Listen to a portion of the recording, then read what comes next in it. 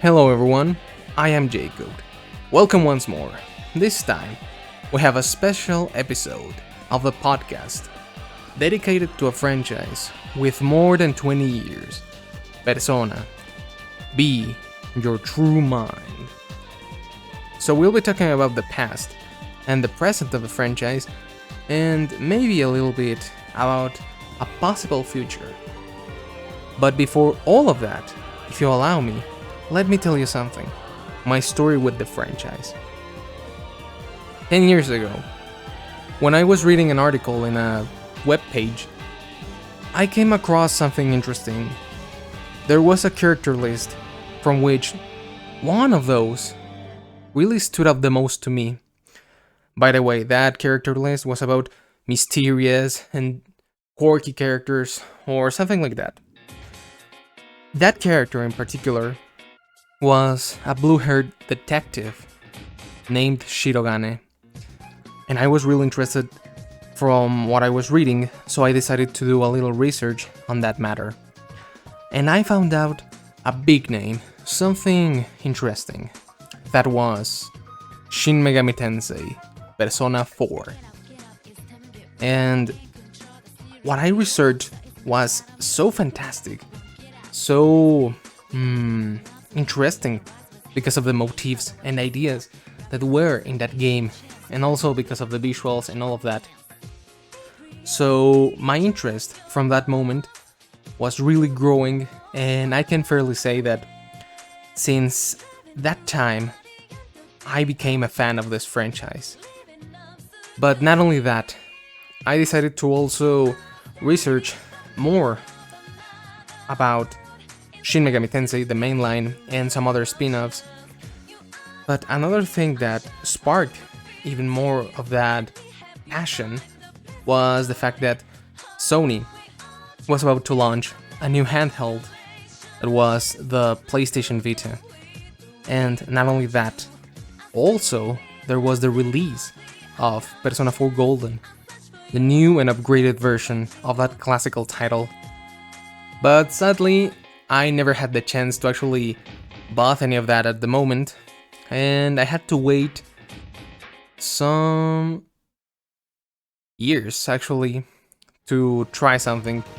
And by that I mean that my first title was one with red motif and amazing aspects like music, visuals, and other elements in regards to the themes. But what I mentioned about Persona 4, I have to say that it took me 9 years to actually get a PlayStation Vita and bought the Persona 4 Golden cartridge. So yes, I had to wait 9 years to actually get that game. And that was my story with this franchise. So, if we have to talk about the past of the franchise, we will have to mention that in the 90s, Atlus was having an increase in regards to many aspects, like having different titles and different ideas regarding the mainline and other spin-offs, and all of that is remarkable because in 1994, as we all know, Shin Megami Tensei was released. And that is the godfather of this franchise because of two main factors. Firstly, is that we have the contemporary setting, and secondly, is that we have normal human beings that aren't magical or have something fantastic regarding its nature or the way that they are in the world. And those two aspects were fundamental to all of this because Koji Okada, the director of that game, and a fundamental piece in Shin Megami Tensei, decided to expand all of that and furthermore try to make something different in this time. Not only him, also the good old Kazuma Kaneko, the artist behind almost all of the art from Atlus in the 90s and part of the 2000s. And he also said that when he was young and he was a student all of that left a big impact on him. So practically, he printed a lot of those experiences and feelings into this game. And another remarkable part is that this game also added something new, and that is Carl Gustav Jung. His ideas, concepts, and thoughts are also implemented in this game. And that's how, in 1996, there was the release of a title that definitely didn't age that well, but still has something interesting, and we'll be talking about Megami Bunroku Persona. Or for the West, at that same year, Revelations Persona, a filthy version of it. And that's how we got this game, which, to be frank, and starting with the goods, the ideas and concepts are pretty good. The music is actually quite uncanny, in the sense that sometimes it feels like it tries to be a sort of horror game, but still it's good. And the art is good, although when compared to other entries it might seem a little outdated, but still it's quite good. And I think that's what I can say, that it's actually very good and positive regarding this game, because it has some cons that we really have to talk about them. What are those? Well, the gameplay is archaic, it's not well. It has interesting points, like having a grid and all of that, because it could be thought as a more tactical RPG, although it's not that. The gameplay is slow, doesn't really feel that well, and that's one of those. The other is that if I mentioned that has good concepts, the con that those same concepts brought is the fact that they aren't actually well developed. They need more time, and they're a little bit too fast. They end so fast, so quick, that it feels like that was it. Because I have to say it, a couple of those are remarkable because the way that they are presented is good, but the execution is not that. Let me tell you some of those. For example, is the fact that someone is young a thing that we have to consider as a good thing that makes someone worth? Or is it the quality of that human? It's an interesting question, but here it's not actually well done. The other one that I really enjoyed was the following. If reality is harsh, is terrible, then what can we do? We have to search refuge in fantasy, in everything that keep us away from this reality? Or, in the contrary, we have to face reality and keep going. What is the true answer? But sadly, it's way too fast and doesn't last long. It's a tragedy, but sadly that's what we got in this game, which, yes, I comprehend it's the first title. Maybe they weren't so confident in doing it in a much more extensive way, but still, it's interesting nonetheless. One of those that not many mention is that the first time that the idea of someone building an imaginary world of what a personal reality is and how that very same individual thinks of the others, in other words, the palace that we, for example, saw in full expression with Persona 5, the first time that actually was featured is in this game.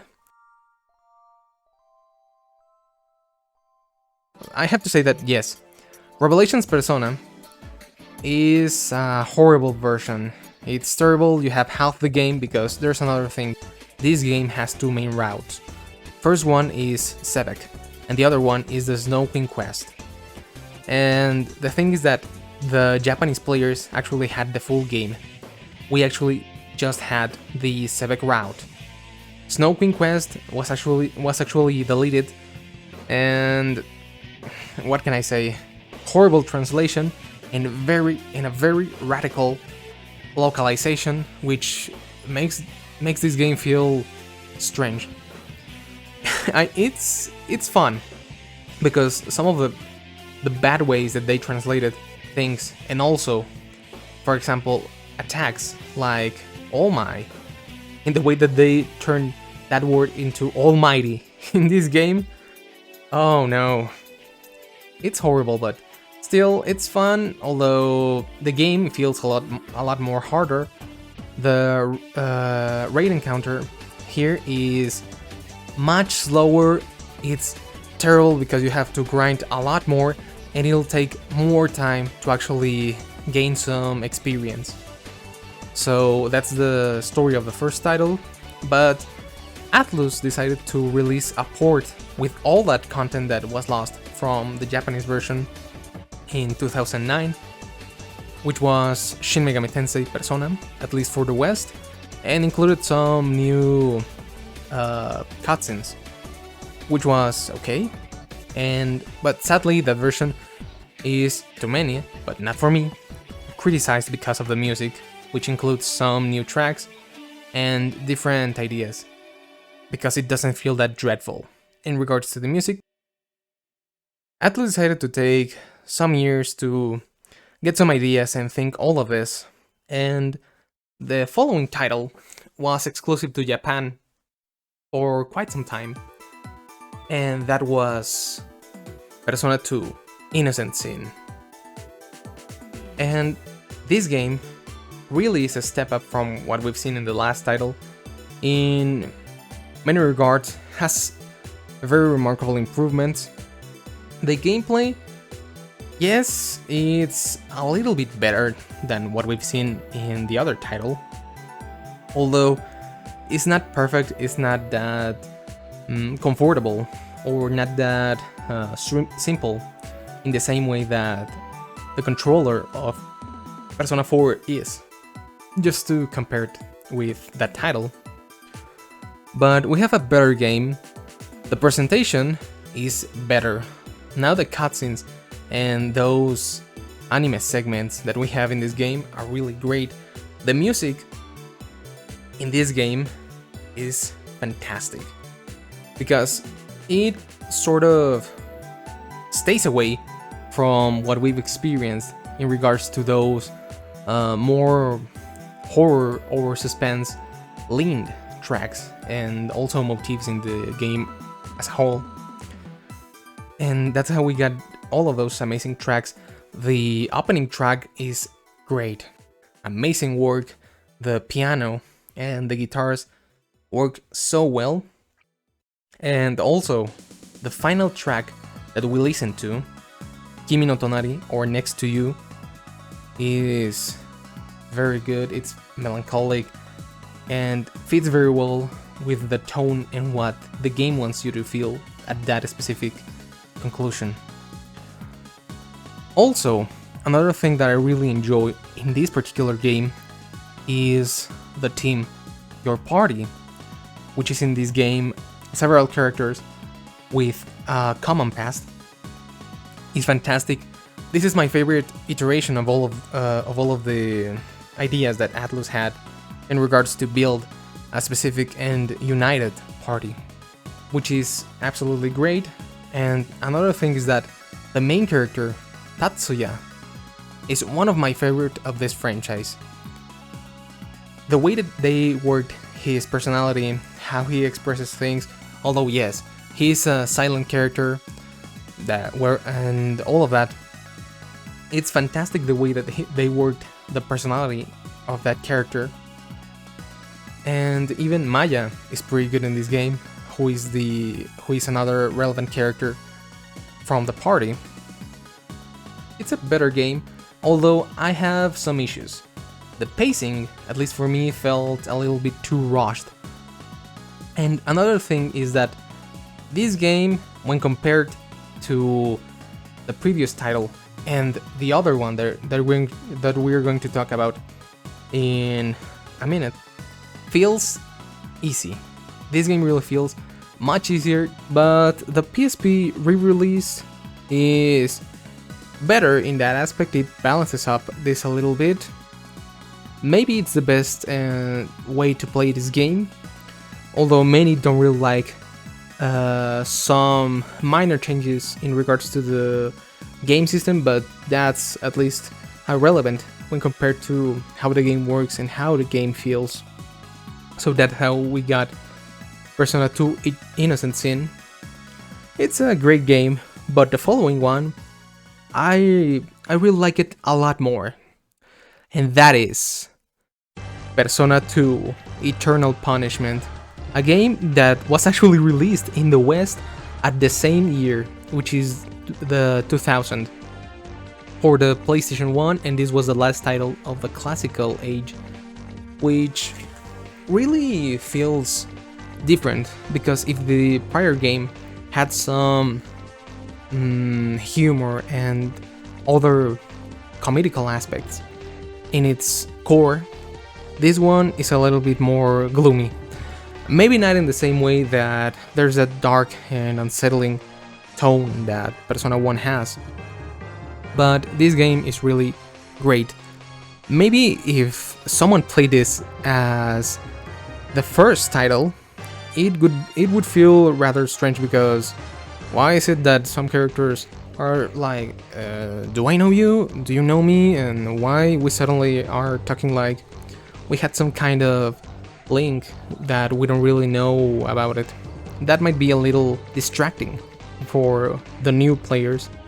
This game is really a big improvement.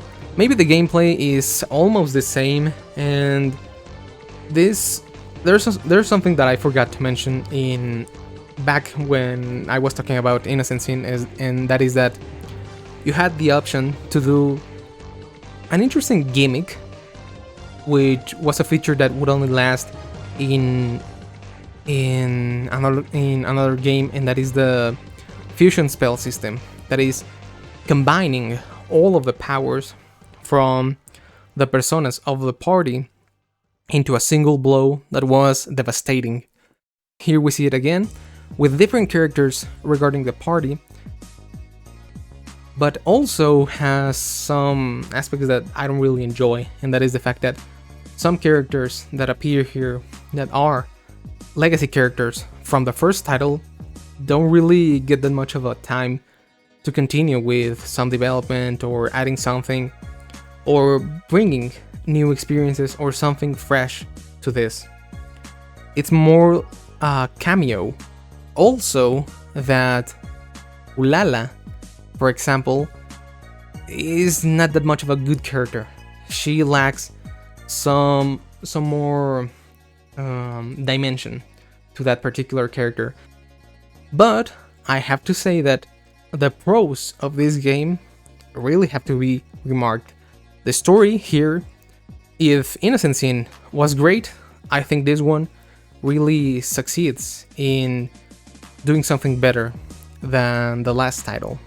It really feels better. It's a natural and good conclusion to what we've seen, although yes, some characters lack something. But I have to say that 3 of the characters from this game are really outstanding. One of them, Tatsuya. A good conclusion to his arc and to his evolution from being just a student to now being a mature man, doing what he needs to do and learning a lesson. Katsuya, the big brother of Tatsuya, great character, and he actually has some references in Persona 3 and Persona 5, which is quite good. And those shades that he uses, oh yeah, they're pretty good. Also, and last but not least, Baofu. Interesting character with a dark past, and the way that they handle his story and his personal motivation behind all of this is fantastic.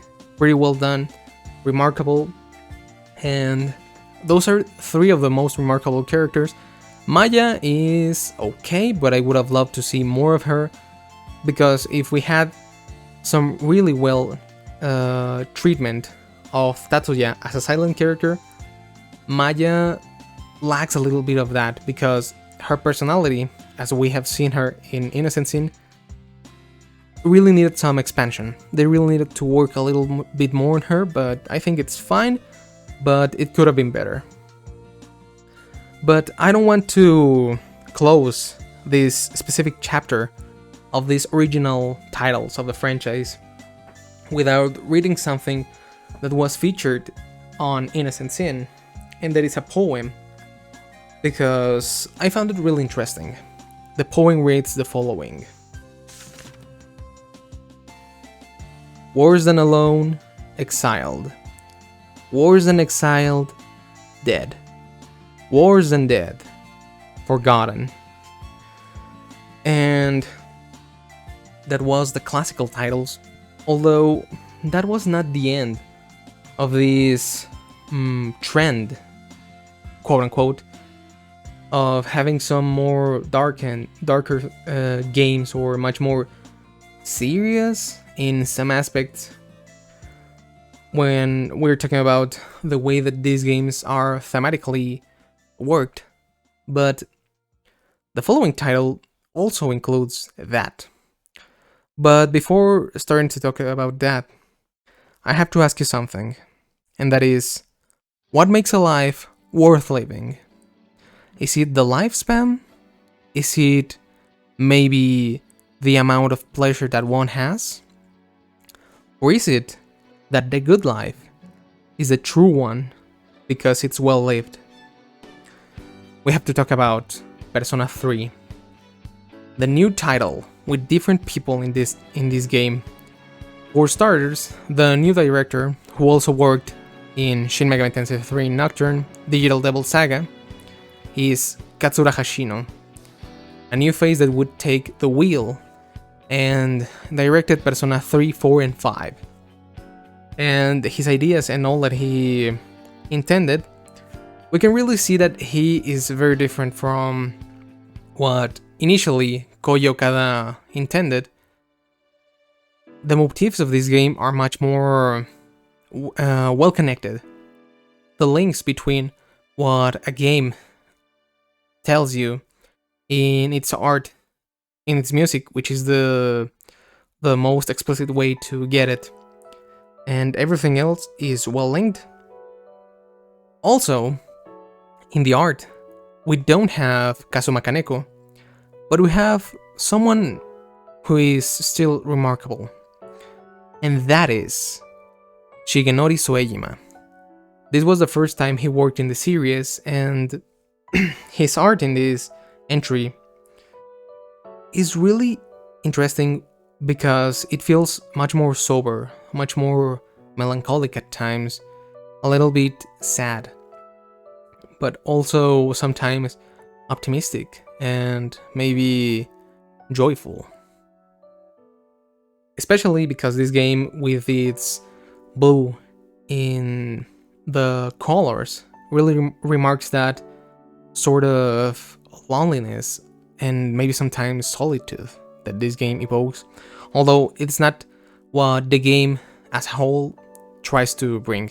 No, this game is not meant to make anyone feel bad. Also, Shoji Meguro, maybe this is one of the best soundtracks of the franchise, alongside maybe Innocent Sin and Eternal Punishment and Persona 5. It's really good.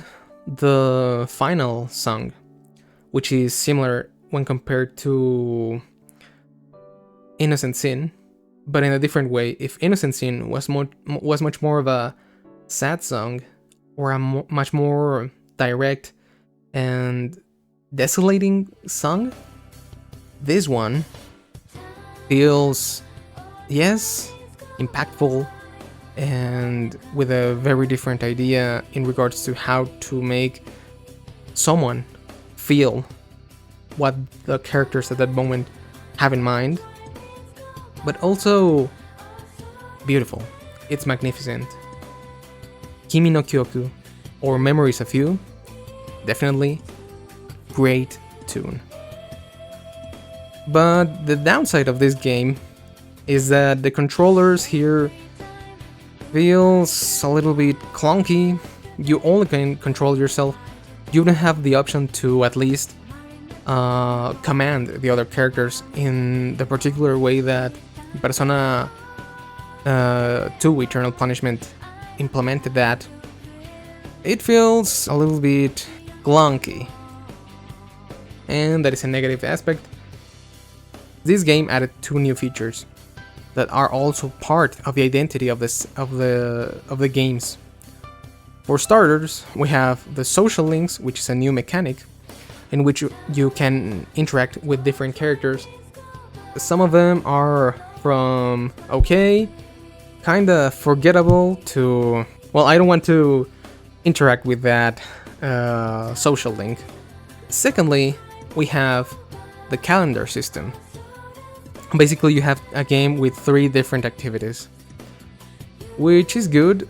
The idea of having that, I find it interesting, which is a new way to actually adopt different methods of increasing your stats.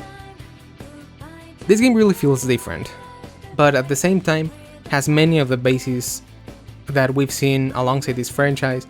The Jungian psychology is still here, the dark and sometimes not so subtle times when this game really feels like a horror game, or at least one with horror elements. And with all of that is how we have this, that is one of the most popular games of the franchise, but nowadays, because at the time it was still a small game with a limited audience. It wasn't the big name, the poster child. The first time that the franchise was popular outside of Japan. And that is Persona 4, which, to start with, this game really feels different.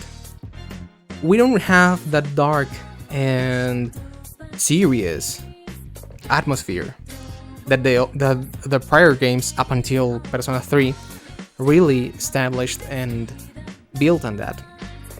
In contrast, this game feels much more relaxed, much more casual, but in the sense that you don't have to really know nothing from the previous titles to really get invested into this game.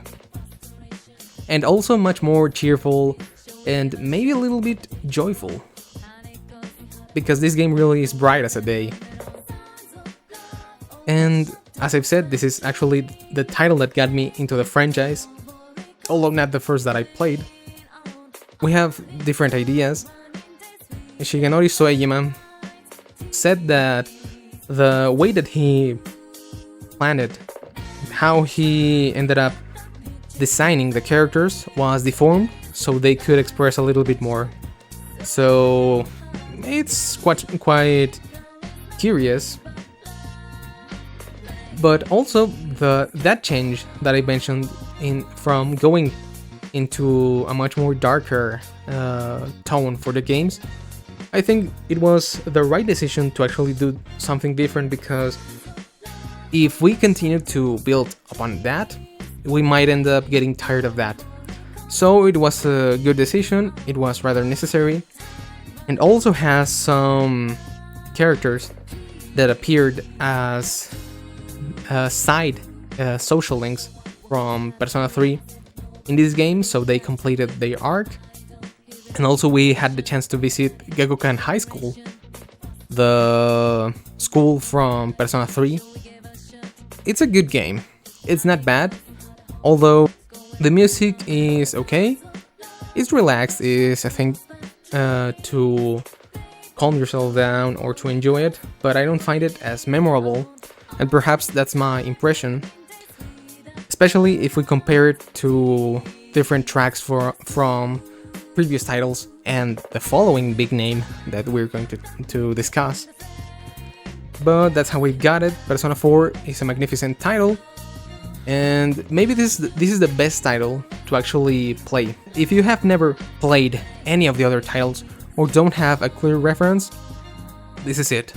That's why at the moment, and maybe until maybe a little bit before Persona 5 was released, this was definitely the most popular, the most beloved, the most commented, talked, or referenced at the time, because this game really was a new thing, and it really shows because of what I've mentioned, that you basically needed to know nothing to play this game.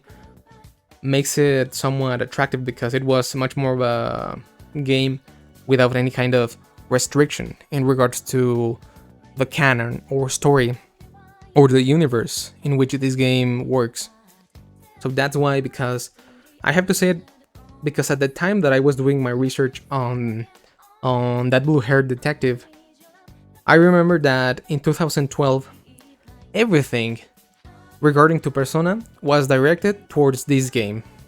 And yes, because if you search anything on Google, in YouTube, this was truly the big name. This was really a big phenomenon for that time, and that's why after Persona 4 Golden we had some spin-offs derived from this game. For example, Persona 4 Arena, Persona 4 Dancing, Persona 4 Arena Ultimax, which was the game that added some characters from Persona 3.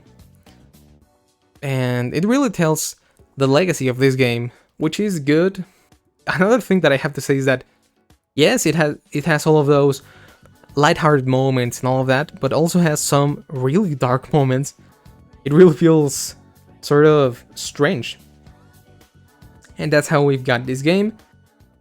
Finally, we got my first title, a big one, red motif, amazing work in regards to the visuals, the images, the other minor animations, and all of that in a game which really has a lot of charm.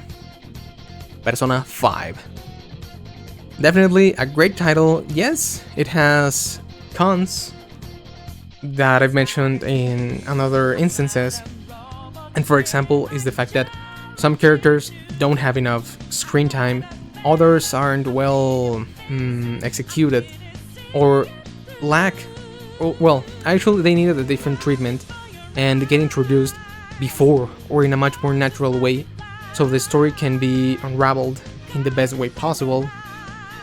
And also, I think this game really got me tired of one thing, and that is having long places to grind, destroy enemies, progress, find the specific item, or defeat an enemy. And I think that it's really a thing that they need to work a lot more in the future. And no, I'm not talking about Mementos. Mementos is grind and all of that, and it accomplishes its function, although it was still tiring. Some even call Mementos as hell, and which is a name that actually fits that part. And also about the palaces, because yes, I know an RPG is supposed to be long, but it feels tiring to do all of that in these kind of places. But in the good points that this game has, the designs, as I've said, because the visuals here are really remarkable, the aesthetics of this game are really good, the interiors are well designed, it really communicates how an individual understands how its environment works according to that specific individual. The music, maybe I could say that this is my, or I don't know, I really enjoy the music of this game. I actually bought the soundtrack. The thing that actually made me want to seriously save some money to play this game was actually a song. When I listened to that, I was so engaged in all of this that I decided to give it a chance. The motifs in this game are really interesting. I have to highlight the idea of justice. What is justice? Who does it? And is it really fair to do it? Amazing ideas.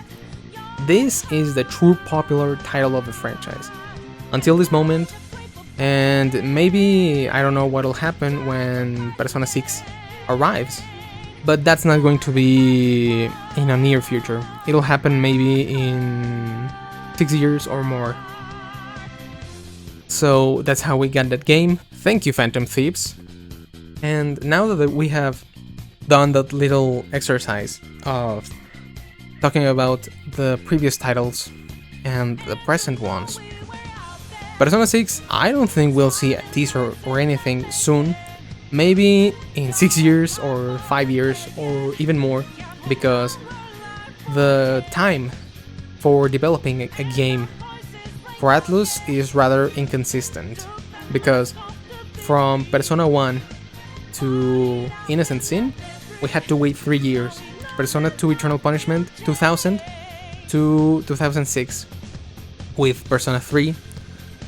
From Persona 4 in 2008 to 5, it was 8 years in Japan, 9 years for the West, and that is a lot. So I don't have any expectations or anything, because I think waiting is the best idea.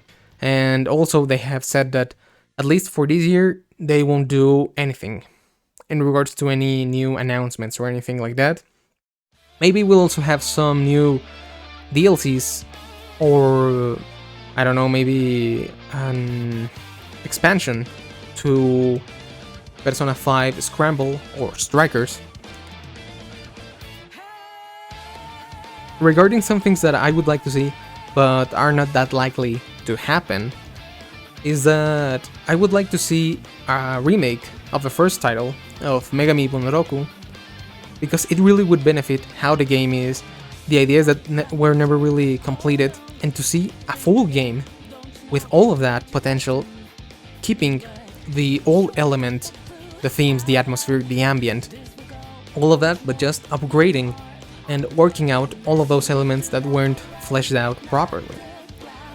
And the other thing that I would like to see is Atlus deciding to adapt Persona 2 into an anime. I think it would really benefit a lot that title, in the same sense that a remake of the first title, because Innocent Sin, for the most part, works really well, also Eternal Punishment, and that would be great, just so the newcomers and the audience and veterans of the franchise could give another look to that classic tale of friendship and tragedy.